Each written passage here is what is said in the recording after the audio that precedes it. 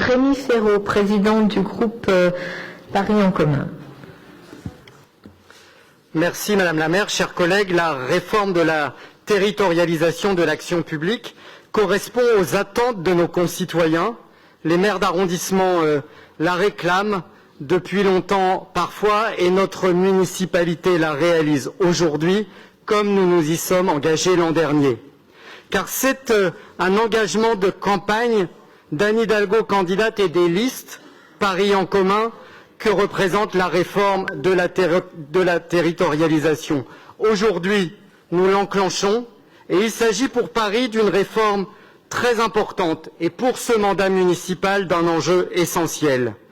Permettez-moi de féliciter, au-delà de la maire, l'ensemble des acteurs de cette réforme, les services de la ville de Paris et la secrétaire générale de la ville qui est ici présente et les nombreux adjoints et adjointes à la maire de Paris qui ont participé directement à l'élaboration de cette réforme. Qu'ils soient ici remerciés pour le travail formidable qui a été engagé ces derniers mois dans la complémentarité, dans la concertation et qui a abouti à la réforme présentée aujourd'hui en Conseil de Paris.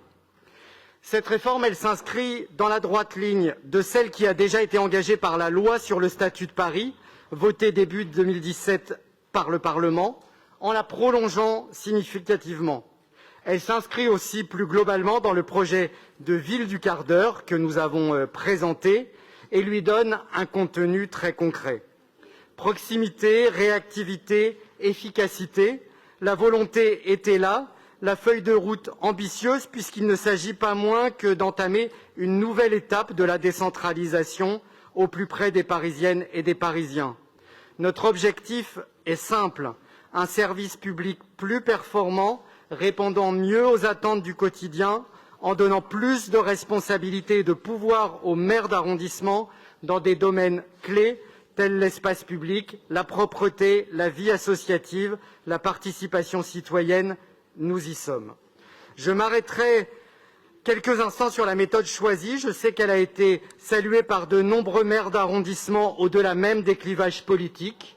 Une méthode fondée sur le constat partagé, l'évaluation et la concertation, aboutissant à une méthode, un calendrier de déploiement, des mesures précises, concrètes et, je crois, lisibles au-delà de nous-mêmes, les élus ou de l'administration, par les citoyennes et les citoyens. Parce qu'elle était nécessaire et attendue, cette réforme s'inscrit dans le cadre de la loi PLM révisée telle qu'elle existe aujourd'hui. Je crois qu'il aurait été illusoire d'attendre de nouvelles dispositions législatives pour agir et avancer sur le sujet. C'est la raison pour laquelle le choix a été fait d'inscrire cette réforme dans le cadre légal déjà existant. Ce choix pragmatique permet d'avancer sans attendre et notre groupe s'en félicite. Je le disais, il s'agit là d'une réforme majeure qui permet aux mairies d'arrondissement d'exercer une réelle autorité hiérarchique tout en préservant l'unité de Paris. C'est toujours un défi complexe dans l'organisation de notre ville. Le pari a été relevé et je crois l'objectif atteint. La réforme s'attache à offrir un service aux usagers qui soit en adéquation avec leurs attentes et préoccupations et parce que les usages de la ville évoluent aussi. Elle permet de s'adapter au mieux aux spécificités des différents quartiers, à être plus réactif, plus innovant et à disposer d'une plus grande souplesse d'intervention. En réalisant cette réforme en début de mandat, cela aussi laisse le temps de sa mise en œuvre et de son évaluation dans les mois et les années qui viennent. Nous savons que nous en avons besoin pour progresser et cette réforme le montre.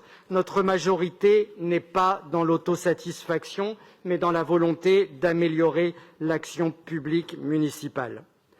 Le maire d'arrondissement, véritable pilote de l'action municipale dans son arrondissement, pourra désormais s'appuyer sur les services déconcentrés réorganisés. Le rattachement des directeurs et directrices généraux des services de mairie d'arrondissement au secrétariat général de la ville, ou encore la participation des maires d'arrondissement au recrutement et à l'évaluation des responsables des services déconcentrés et des référents territoriaux sont des éléments importants. J'ai été maire d'arrondissement moi-même, je sais à quel point cette autorité fonctionnelle Un instant, Monsieur le déterminante. Président, s'il vous plaît, pouvez-vous éviter les conversations à l'intérieur de l'hémicycle? Vous pouvez tout à fait les conduire à l'extérieur. Et je vous propose d'écouter respectueusement nos collègues, quoi qu'ils disent, quoi qu'ils pensent, comme nous le ferons tout à l'heure, tout à fait respectueusement. Monsieur le Président, vous avez la parole et rien que vous. Merci Madame la maire. J'ai été moi-même maire d'arrondissement et je sais à quel point cette autorité fonctionnelle est déterminante pour que chaque maire puisse jouer pleinement son rôle. En matière financière aussi, les maires d'arrondissement bénéficieront d'une plus grande autonomie et cette réforme prévoit la mise à disposition de nouveaux outils de pilotage. Elle ne s'arrête. Il a 30 minutes, je vous signale, donc il peut prendre les 30 minutes. D'accord? Merci. Ah oui, quand on veut faire appliquer le règlement. Bah oui, il faut faire appliquer le règlement. Oui, il faut le connaître bien aussi, sûr. Madame Dati. Allez-y, Monsieur le Président.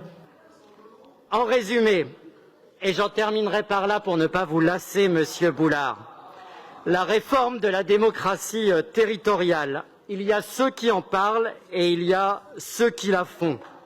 Mais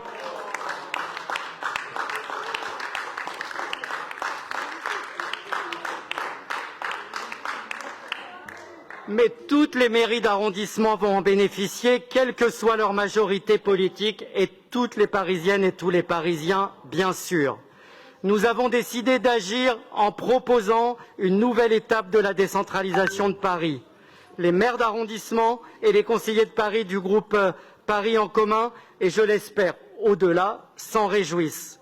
Madame la maire, vous avez pu et vous pourrez compter sur notre engagement plein et entier pour la réussite de cette profonde et utile réforme pour les Parisiens et pour Paris. Je vous remercie.